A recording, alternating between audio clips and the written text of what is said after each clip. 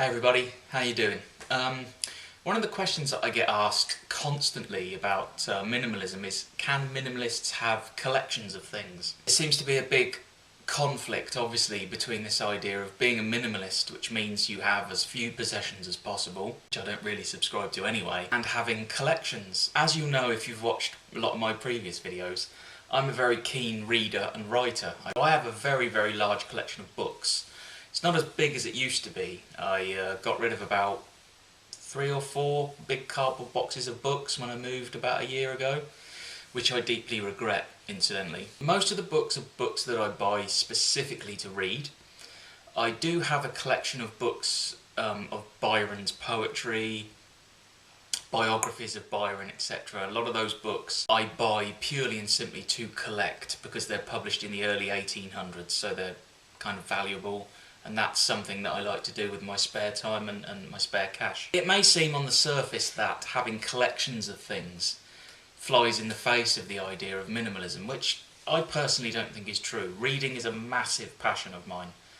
Without my books, my life would not be anywhere near as good as it is. And I think that if you're busy working on other areas of your life and your home to minimise, then I think having a collection of things that are really important to you, I don't think there's a problem with that at all. If you've minimalised your life in other areas, then you can have collections of things that mean a great deal to you, and for me that's really what minimalism is.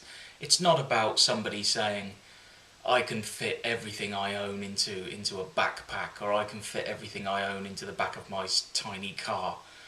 It's about owning the things that are incredibly important and that bring quality and standard to your life. I don't own a great deal, but I own a lot of books, and my books bring a great deal of quality to my life. Some people have suggested to me that I could be a minimalist and still enjoy reading by getting an e-reader. That way all of my books could be contained on a tiny little electronic device. And of course that makes perfect sense, but the thing is, I really, really love the physical feel of a book. For me, getting an e-reader, I'm really not that interested. As I said, my book collection used to be a whole lot bigger than it is now, and I really, really regret getting rid of those books. It was a year, a bit more than a year ago, and that was when I was really caught up in the idea of minimalism being getting rid of everything and owning as little as possible. My philosophy on that has changed, as you'll would have seen if you watched my previous video. I also spend a lot of time writing, and I have a fairly small collection of fountain pens and bottled ink. Again, some people might say that's against minimalism. The pens, the fountain pen collection and the bottled ink collection, again, it is a massive, massive part of my life. It makes my life better. I enjoy them. It gives me a great deal of pleasure. I'm not going to get rid of those things that give me pleasure because somebody else has a philosophy that minimalism is about owning enough stuff to fit in a backpack. If you stick to an ideology to the point where it makes you unhappy, or you do away with things that makes you unhappy, then that ideology is a pointless ideology. What is the point of an ideology?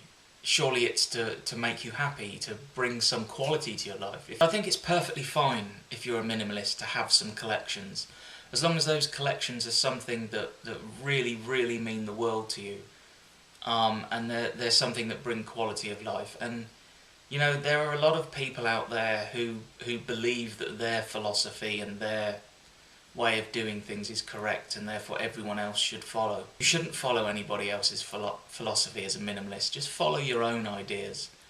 By all means learn, watch videos, read books, but don't just follow somebody else's path. You've got to follow your own ideas, because you don't want to be waking up in 6 months and looking around your home and thinking, I used to have whatever it is, and I got rid of it in a big purge because I believed that minimalism was a certain thing, and now I really, really regret not having it, because I regret all of those books that I got rid of, and I wish I had them back. So I don't believe that there is a conflict at all between being a minimalist and having collections. It's all about what those collections bring to your life.